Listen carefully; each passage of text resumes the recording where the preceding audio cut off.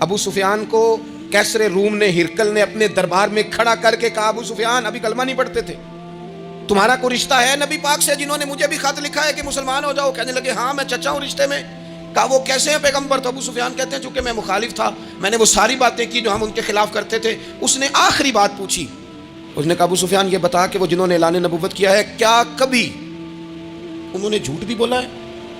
ابو سفیان کہتے ہیں کہ 1 منٹ کے لیے میں نے کہا کہہ دوں،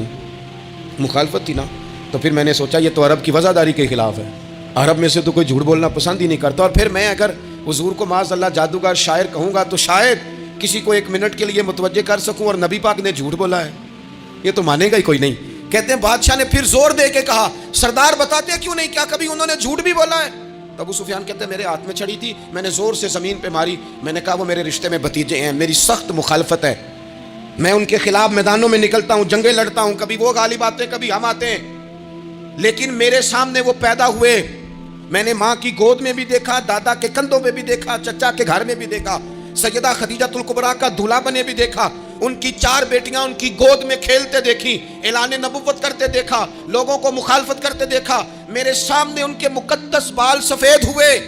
میرا اختلاف اپنی جگہ پر بادشاہ میں قسم اٹھا کے کہہ سکتا ہوں اس محبوب کی زبان سے جب بھی نکلا ہے حق اور سچ نکلا ہے۔ اسیر دشمن کی چاہ میں بھی، وہ مخالفوں کی نگاہ میں بھی امی ہے، صادق ہے، معتبر ہے، میرا پیغمبر عظیم تر ہے، میرا پیغمبر عظیم تر ہے، میرا پیغمبر عظیم تر ہے۔ جھوٹ نہیں کبھی حضور نے بولا۔ کہتے میں نے جواب دیا تو سناٹا چھا گیا سارے دربار میں، کتنے اس نے سوال پوچھے، گھنٹوں بعد سناٹا چھا گیا، اور پھر بادشاہ نے اپنا پرنا اٹھایا، چادر اٹھائی، کندھے پہ رکھی اور جانے لگا، تو میں نے پیچھے سے پلٹ کے کہا